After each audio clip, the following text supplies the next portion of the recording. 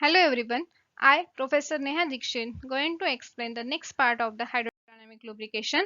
And in this video, we are going to learn selection of a bearing, design variables for finite length hydrodynamic journal bearing, and numerical on design of a finite length hydrodynamic journal bearing. Outcomes for this video will be learner will be able to determine bearing design variables for finite length hydrodynamic journal bearing and apply knowledge of a hydrodynamic journal bearing to design finite length of hydrodynamic journal bearing. So first of all we will see selection procedure of bearing design variables for finite length hydrodynamic journal bearing. Selection of a bearing design variables, that is the length to diameter ratio L upon D, unit bearing pressure small p, radial clearance small c, and minimum oil film thickness. First of all, we will see length to diameter ratio, that is L upon D. Suppose long bearings are there, then advantages of long bearings are long bearings, that is the large L to D ratio, reduce the side leakage and hence require less oil flow rate. They have high load carrying capacity as the length is maximum. They support the load.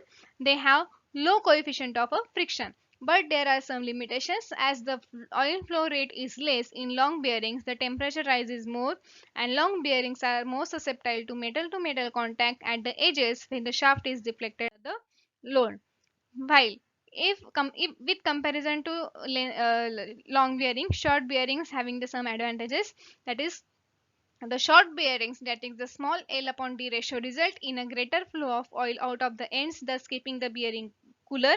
If shaft deflection is likely to be severe, a short bearing should be used to prevent the metal to metal contact at the ends of the bearing. But there are limitations with respect to long bearings. For the short bearings are uh, limitations for the short bearings are they have high coefficient of friction and they have low load carrying capacity. So, how what should be the L to D ratio? Then selection of L to D ratio is the current practice is to use the L to D ratio of 1 in general, and then to increase this ratio if boundary lubrication is likely to occur, and to decrease it for full film lubrication. In practice, L to D ratio varies from 0.5 to 2.0, so it is in between the type of finite length of journal bearing. So in previous part I highlighted the point that finite length journal bearing are the most important, and that is included in your syllabus. Next parameter is unit bearing pressure. The permissible value of a unit bearing pressure depends upon the bearing material, the nature of load, and operating temperature. The permissible value of unit bearing pressures are different for the different application. We will see here. Suppose the applications are there for the uniform load, electric motors, steam turbines are there, then unit bearing pressure should be in range of 0.8 to 1.5 Newton per mm square. And suppose moderate shock loads are there, like in air compressor, then for the main bearings of the air compressor, unit bearing pressure should be 1 to 2 Newton per mm. Suppose heavy shock loads are there, diesel engines are there, and for diesel engines connecting rod bearings are there, then unit bearing pressure should be in the range of 8 to 15 Newton per mm. So according to application and according to loading, your bearing pressure is changes. Suppose bearing material is also different, then according to bearing materials, unit bearing pressure is also changing.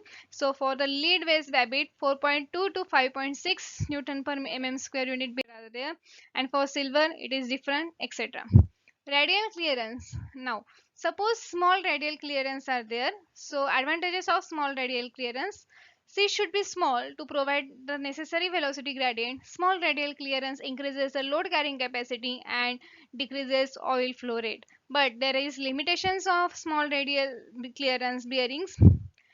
They require fine surface finish, clean lubricating oil, and rigid bearing mountings. Also, they increases the initial and maintenance cost of the bearing.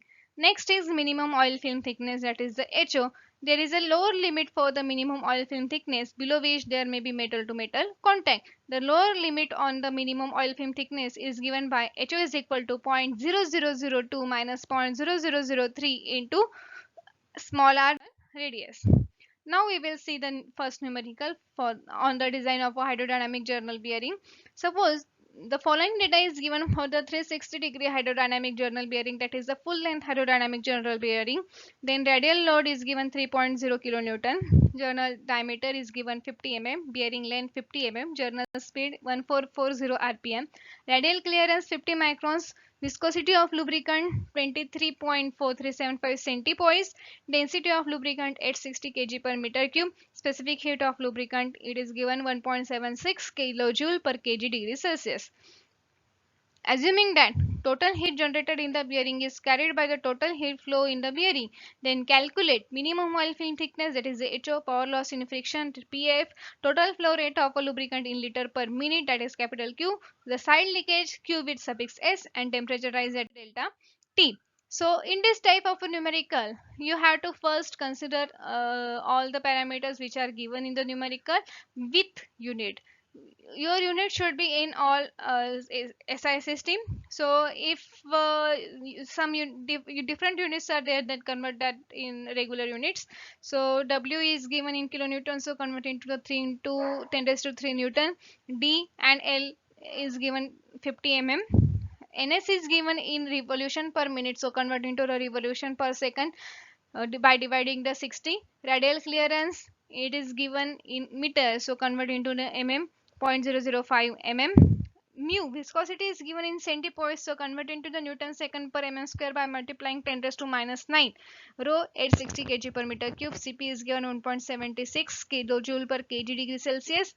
Now load and L and D ratio is so you can calculate the bearing pressure is equal to W upon L into D. So it is 1.2 Newton per mm square.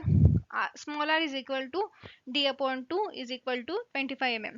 So you know the R, C, mu, NS and P also. So according to that, calculate the Sommerfeld number is equal to R upon C bracket square into mu NS upon P. Put the all value, you will get Sommerfeld number, it is 0.121.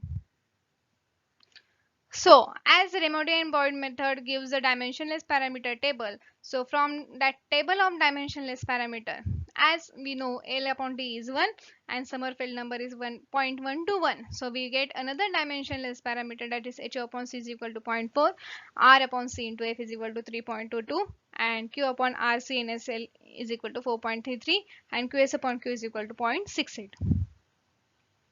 So minimum oil film thickness, if we want to calculate, then HO upon C is equal to 0.4. It is from the dimensionless parameter table, and you know the C.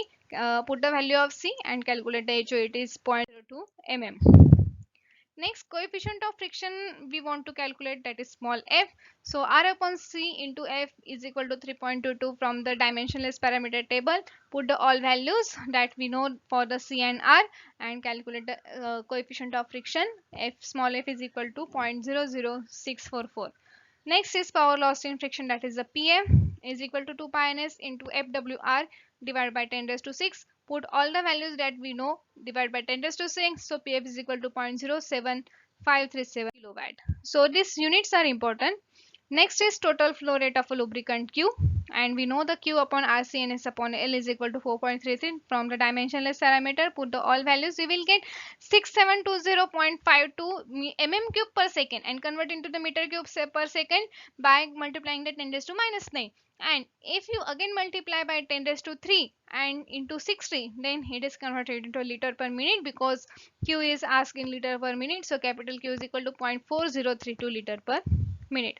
Side leakage, capital QS is equal, we want to calculate, and from dimensionless parameter we already know the ratio QS upon Q is equal to 0.68, and as previous calculation is for Q and Q is 0.4032 in liter per minute. So 0.68 into Q is in liter per minute, you will get side leakage 0.2742, but it is in liter per minute.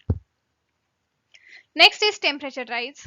Considering the effect of side leakage, then H is equal to Hd, that is the heat generation is equal to heat dissipation, and power lost in friction we already know the equation. Put the value, you will get the delta T is equal to 11.22 degrees Celsius. If we neglect the effect of the side leakage, then in power lost in friction equation rho q cp delta t 1 minus 1 half qs upon q divided by 10 raised to 9. If we are neglecting the side leakage, then qs is 0.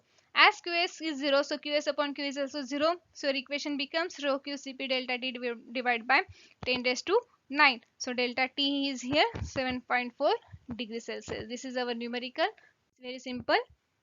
So in next slide we will again see different types of numerical. Till now, thank you for the listening.